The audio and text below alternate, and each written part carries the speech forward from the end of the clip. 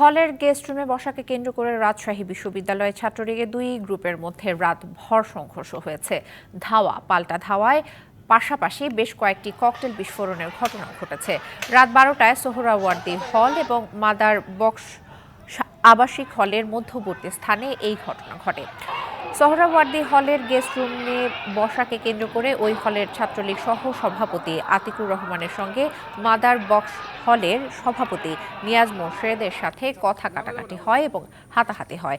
এই ঘটনায় বিশ্ববিদ্যালয়ের শাখা ছাত্রলীগের সভাপতি এবং সাধারণ সম্পাদকের প্রায় ৩ শতাধিক নেতাকর্মী মাদার বক্স হলের সামনে অবস্থান নেয়। দুই গ্রুপের মধ্যে বাধে সংঘর্ষ। পরে রাত ৩টার দিকে পরিস্থিতি শান্ত হয়। বিশ্ববিদ্যালয়ের প্রক্টর অধ্যাপক ডক্টর আসাবুল হক জানান, পরিস্থিতি শান্ত করার চেষ্টা করা হচ্ছে। ১, ২, ৩ ঢাকায় জমি জিতে নিন ১০০% ক্যাশব্যাক সহ ২০ কোটি টাকার পুরস্কার।